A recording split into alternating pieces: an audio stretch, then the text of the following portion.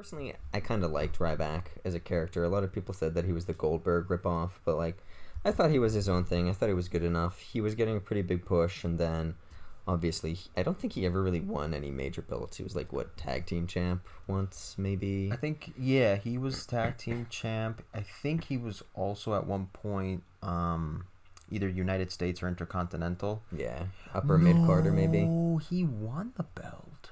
No, he didn't. Are you sure? Let's look it up. That's why we have the magic of computers. But I have a feeling he either got the world heavyweight or he won the WWE. I was under the impression that he never really got the big accomplished that much.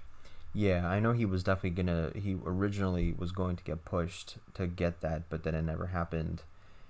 But I kind of have the feeling he won, very briefly. It says championships, accomplishments. Ohio Valley Wrestling, he was a champion. WWE. Oh, he was Intercontinental one time. Okay, Intercontinental. He won a couple of Slammy Awards, and that was it. Yeah. That was his only accolade, which is not horrible. There's been good Intercontinental champs. Like Razor Ramon is one of those guys. He never won anything more. Yeah, I miss the IC title not being more important. It kind of makes me sad that right now it's kind of no one cares about it. It's such a great belt. But anyways, okay, yeah. So he was kind of never really got to the upper card. For whatever reasons. But now he's sort of become a character on the internet a little bit, at least from what I've noticed from the stuff that I've seen. Do you want to tell the story that you told me? Because I had never heard that before about him going to Colombia. Okay, so Ryback, has been with the company in a while, right? And I mean, I don't know if you remember this, but when Punk was shooting on the business, when he quit the WWE, one thing that he mentioned was the fact that Ryback had concussed him, because Ryback had heard he was known for being kind of a stiff worker, and I heard he was a dangerous worker. Yeah, he botched a lot. So Ryback, the reason I got into it was because I started going on YouTube and I saw Ryback doing videos after, this is years after he left WWE. Right. And he was explaining his side of the story on the CM Punk thing. But then I started looking more into it, and it turns out he's kind of doing the YouTube circuit. So he has his own podcast he's got a host. How all these wrestlers will have a guy with them and you don't know who they are, but there's a co-host that does the show. Okay, yeah. It's their buddy or whatever. Yeah, their buddy guy. And he's in his house. But now he's sort of going into the other side of things. He started doing these mukbang videos where he makes...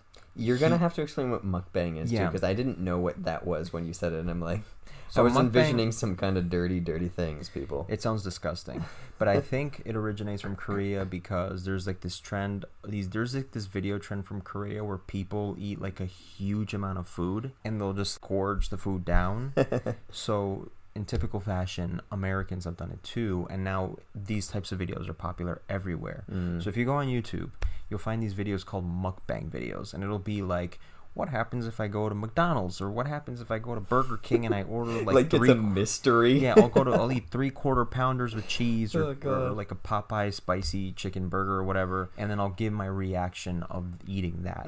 And now that's what Ryback does. He has this whole thing where he goes to different places, he orders food from the drive-thru, and then he just stays in his car trying this food out. Oh man, it's as we mentioned, he didn't have the greatest accolades, but he was IC champ. He was kind of a big deal for a while, and now he's just sitting in his car doing the YouTube thing. Not that there's anything wrong with that, but at the same time, it feels like he's taken kind of a step down. But I did hear there's rumors, and you back this up too, that he's going to get at least back into the wrestling scene now that he's kind of cured his broken spine or whatever was wrong with him with his stem cells. Yeah, so going back to what you mentioned before, he mentioned in his podcast that he did stem cell recovery or whatever. He did he got a stem cell replacement surgery or something in Colombia. Apparently all these athletes now are going to Colombia to get stem cell replacement surgery.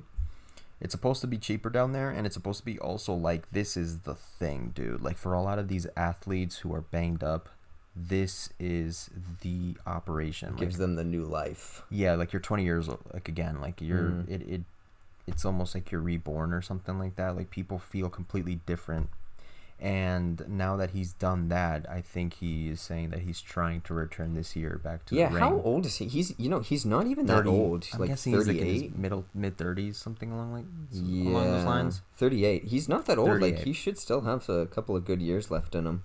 Yeah. And you know what? I think considering, 38 now, this is important too, because this ties into all this stuff that he's doing on YouTube, right? It seems a little silly that he is doing these like videos and like reaction videos to things, and it's very much like what all these YouTuber people are doing. It does very much feel like a young person's game, doesn't it? This is not something that you need to necessarily be doing, as he's already an established figure, albeit within the wrestling kind community. of a niche figure. Yes, but like there's probably not too many wrestling fans, unless you're a very new wrestling fan who doesn't know who Ryback is, right? Like, right. He's been out of the business for a while, but like yeah, it does feel a little bit strange that he's going down this path of doing the social media rounds, and that's his thing now, right?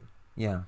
It's strange that he's doing that, but I'll tell you what. Let's say he comes back to the ring. Think about, like, this is just undeniable, dude. Like, your social media presence is very important because, look, I was looking through his videos, and I'm very interested when I find out about all these people and their social media and their YouTube videos. I always check the views.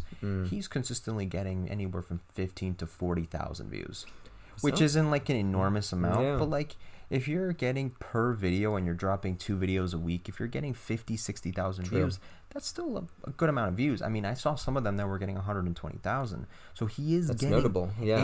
And he's doing other things. Like, he's doing his own podcast, and he's also doing these like food testing reaction videos too. So he's doing the reaction videos get more hits because I think that captures different audiences.